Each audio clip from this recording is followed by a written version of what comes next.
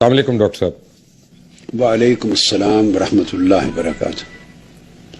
Doctor صاحب، اگر آپ پاکستان کے وزیر اعظم ہوتے تو طالبان سے مذاکرات کرتے کہ آپریشنز کرتے؟ دیکھیے، اگر پاکستان کی ریاست اور حکومت میرے ہاتھ میں ہوتی تو میں دہشت گردوں کے ساتھ وہ معاملہ کرتا جس کا حکم حضور نبی اکرم صلی اللہ تعالی علیہ وآلہ وسلم نے دیا ہے، اور حضور نبی اکرم صلی اللہ علیہ وآلہ وسلم کا حکم بہت کلیئر کٹ میں آپ کو بتا دیتا ہوں، وہی عمل کرتا۔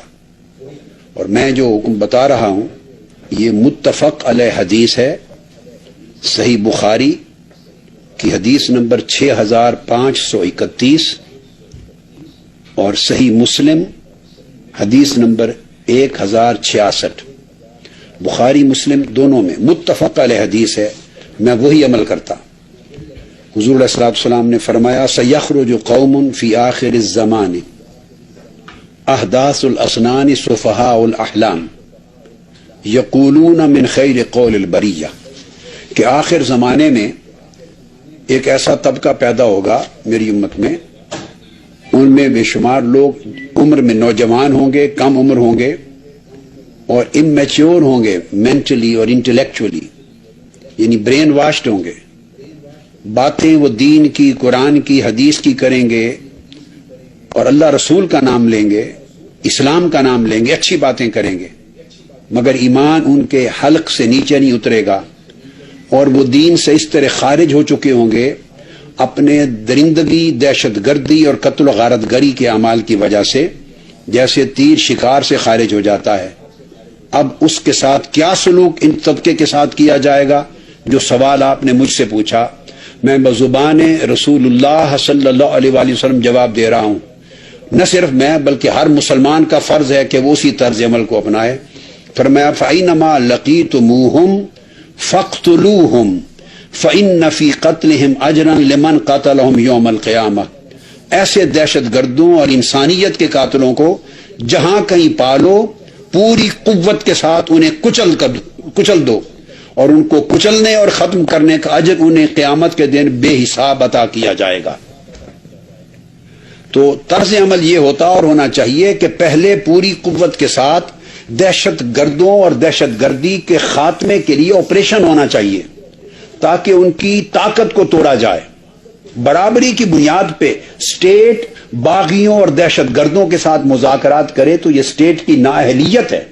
پہلے ان کی قوت کو توڑا جائے، وہ ہتھیار پھینکیں، اور ہتھیار پھینک کر پھر وہ پرامن طریقے کو اختیار کریں، اور اپنے مذاکرات کی شکل میں کوئی مطالبات رکھنا چاہیں تو پھر گورنمنٹ اور اسٹیٹ کی ذمہ داری ہے کہ تب ان کی بات سنیں اور جائز بات کو مانیں اور ناجائز کو رد کر دیں، مگر ان کی قوت اور طاقت کو توڑے بغیر اور آپریشن کیے بغیر ان سے مذاکرات کی بات کرنا مجھے قرآن اور حدیث میں اور سنت رسول میں کہیں نظر نہیں آئی۔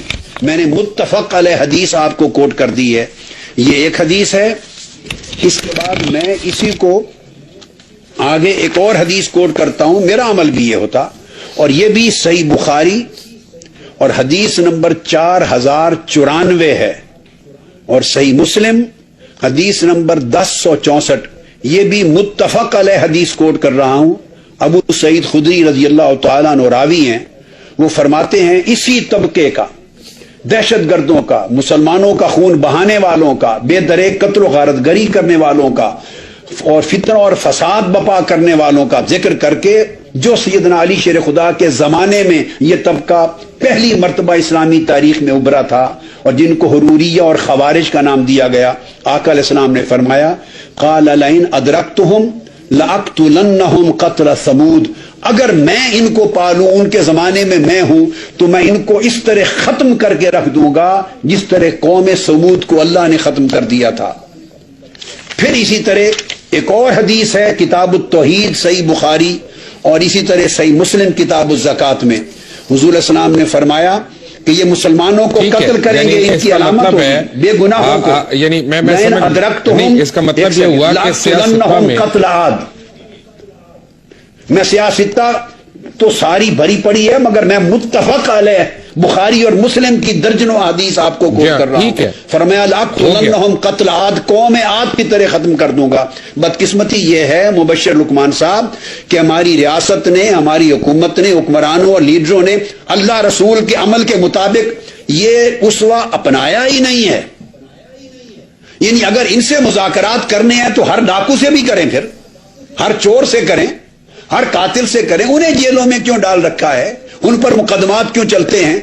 कुल मुल्जिमों, मुजरमों, डाकुओं, कातिलों, अगवाकारों और टारगेट किलर्स हर एक के साथ मुज़ाकरात करें। बाकी कानून, पीपीसी, पाकिस्तान पीनल कोड और सीआरपीसी, प्रोसीजरल कोड सब खत्म कर दें और हर चीज मुज़ाकरात के जरिए तय करें। ऐसा नहीं होता। मुज़ाकरात जायज हैं मगर उनका एक वक्त है।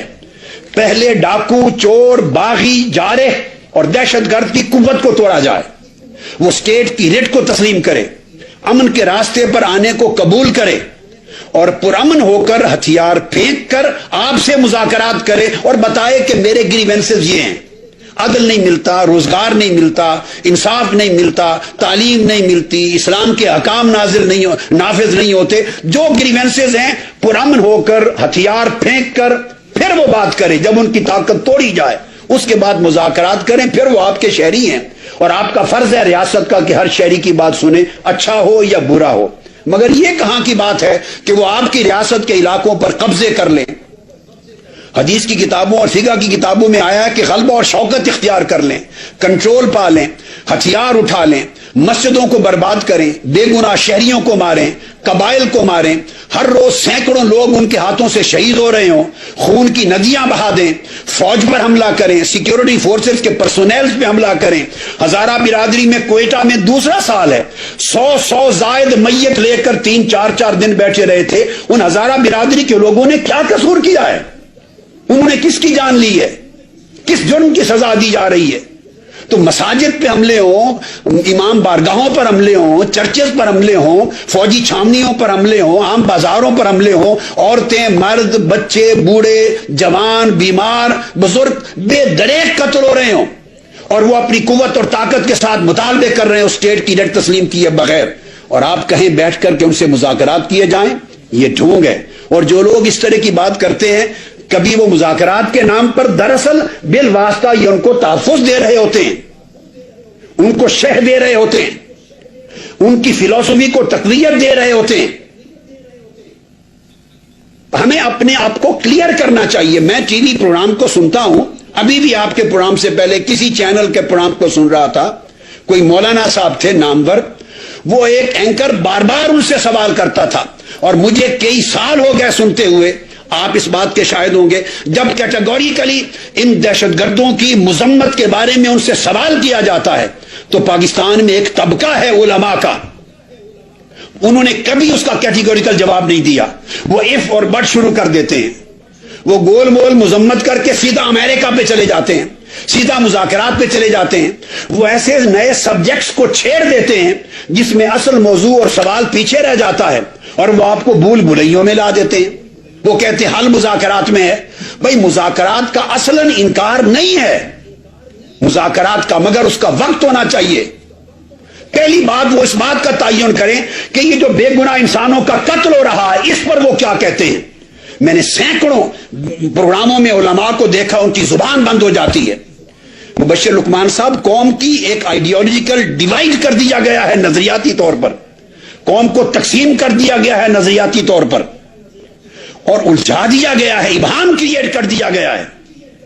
ठीक है, अमेरिका की जंग में नहीं जाना चाहिए, ठीक है, अमेरिका की गुलामी नहीं होनी चाहिए, अपनी खुद मुख्तारी का सौदा नहीं होना चाहिए, अपनी मुल्क की सालमियत का सौदा नहीं होना चाहिए, ये सब बातें हक हैं।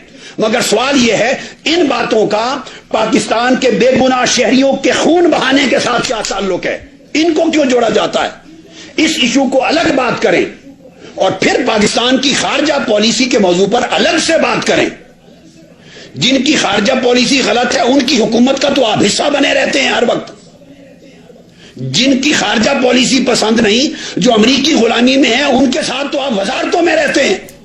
और जिन बेगुनाह लाखों हजारों पाकिस्तानियों का खून बह रहा है, जब उसका सवाल किया जाता है तो आप अगर और मगर में जवाब देके ऐसी मुलम्मा कारी करते हैं कि पूरी कौम को कंफ्यूज करके रख देते हैं। ہمیں اس دوغلے تو پن ڈاکٹر سے صاحب باہر بات یہ آنا ہے چاہیے۔